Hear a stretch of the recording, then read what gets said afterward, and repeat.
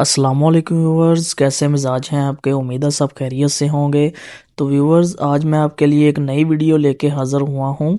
इस वीडियो में हम सीखेंगे कि जो हमारा INVT का इन्वर्टर है उसमें कुछ ख़ास स्पेशल पैरामीटर्स होते हैं जो तमाम इलेक्ट्रिशियंस और न्यू इलेक्ट्रिशियंस को पता होना चाहिए। ठीक है, तो वीडियो को आपने अंत तक लाजमी देखना है ताकि आपको इन स्पेशल पैरामीटर्स के बारे में अच्छे से मालूम हो जाए।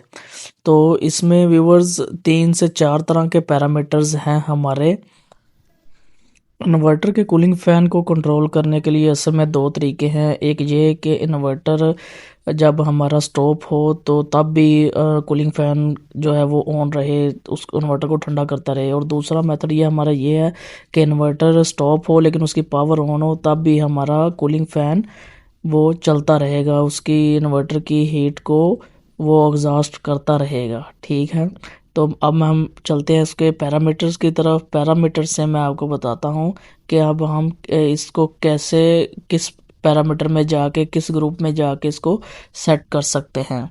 तो इसके लिए हम सबसे पहले प्रोग्राम के बटन को प्रेस करेंगे। प्रोग्राम के बटन को प्रेस करने के बाद हम अप या डाउन की मदद से P8 पैरामीटर ग्रुप में जाएंगे। P8 पैरामीटर ग्रुप में जाने के बाद हम जाएंगे P8.26 पैरामीटर में। ठीक है, ये देखें, ये हमारा है पैरामीटर 28.26। ठीक, इसको हम ज़ीरो सिलेक्ट करेंगे। ये मैनुअल के हिसाब से मैं आपको समझाता हूँ। ये देखें, अगर हम इसको ज़ीरो सिलेक्ट करेंगे तो ये ऑटो स्टॉप मोड होगा, यानी कि जब इन्वर्टर ठंडा हो जाएगा तो ये बंद हो जाएगा, इन्वर्टर गर्म होगा तो ये हमारा फ़ैन ऑन हो जाएगा। और अगर एक पे सेट करेंगे तो ये, अगर हमारा इन्वर्टर ऑन होगा लेकिन स्टॉप होगा, उसकी फ्रिक्वेंसी स्टॉप होगी, तब भी ये वर्किंग करता रहेगा। अब मिसाल के तौर पर अगर आपके इन्वर्टर की पावर ऑन है लेकिन इन्वर्टर स्टॉप है तो तब भी आपका कूलिंग फ़ैन ऑन रहेगा और कूलिंग फ़ैन आपका हीट उसकी एग्जॉस्ट करता रहेगा इन्वर्टर की।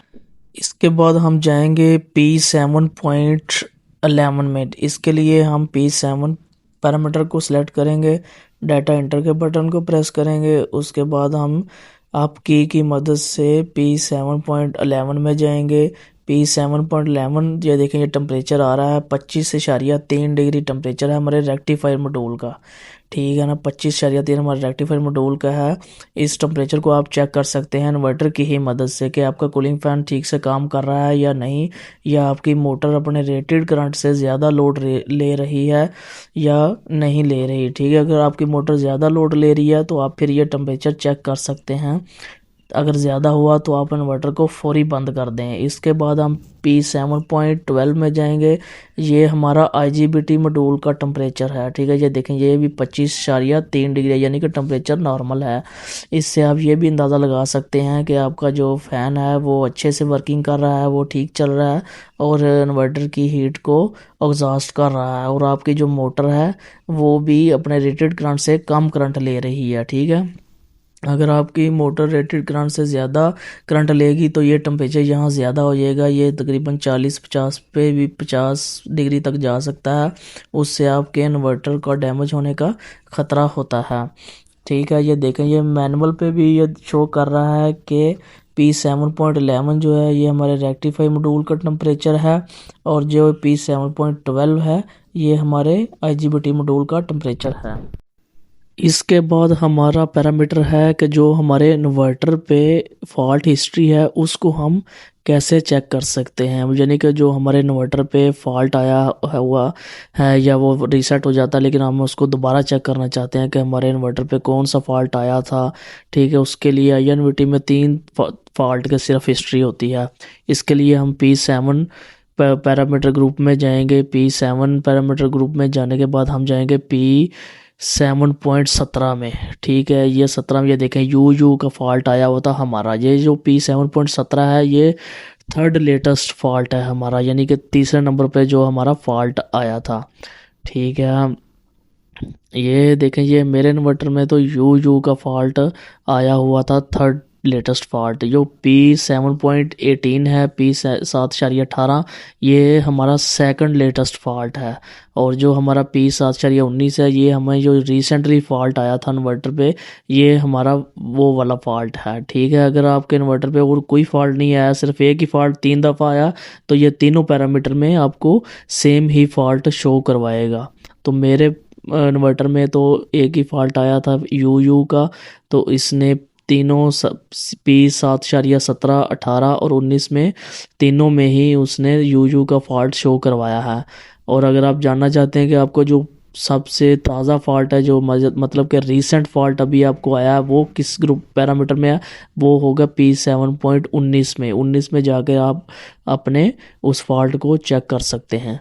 तो दोस्तों ये थी हमारे 4 सेटिंग, जो स्पेशल सेटिंग्स हैं, जो कि किसी किसी इलेक्ट्रिशियंस को पता होते हैं या किसी किसी टेक्नीशियंस को जो कि इन्वर्टर के बारे में थोड़ा बहुत जानते हैं, पैरामीटर उसका सेट कर लेते हैं, ये सिर्फ उनको पता थे। ठीक है, और जो ज़्यादातर इलेक्ट्रिशियंस होते हैं वो अपने काम में तो एक्सपर्ट होते हैं, लेकिन वो मैनुअल ज़्यादा नहीं पढ़ते, वो बेसिक पैरामीटर्स के लिए सिर्फ मैनुअल पढ़ते हैं। तो मैंने इसीलिए ये वीडियो बनाई है कि आपको इन पैरामीटर्स का भी पता हो। ठीक है, अगर आपको इसमें से किसी चीज़ की समझ नहीं आई, या आप INVT इन्वर्टर के किसी खुफिया सेटिंग या किसी पैरामीटर्स के बारे में स्पेशली जानना चाहते हैं, तो आप मुझे कमेंट्स में उस अपने जो भी सवाल है आपका वो आप लिख सकते हैं। आपके उस मसले पे या आपके उस कमेंट्स का जवाब आपको लाजमी दिया जाएगा। ठीक है, और आपने इस चैनल को सब्सक्राइब लाजमी कर लेना है, ताकि इस तरह की जो स्पेशल वीडियोस हैं इन्वर्टर्स के मतलब को या इलेक्ट्रिकल के रिलेटेड हर तरह की वीडियोस मैं अपने चैनल पे अपलोड करता हूं, सिर्फ आप लोगों के लिए। तो आप वीडियो को लाइक भी करें और वीडियो के नीचे कोई भी अच्छा सा कमेंट्स भी करें, और मेरे चैनल को सब्सक्राइब भी करें। ठीक है, इतनी मेहनत करते हैं, वीडियो बनाते हैं आपके लिए, इसीलिए करते हैं कि आप हमें कुछ ना कुछ फीडबैक अच्छे से पॉजिटिव लाजमी दें। तो मिलते हैं नेक्स्ट वीडियो में। ओके, अल्लाह हाफिज़।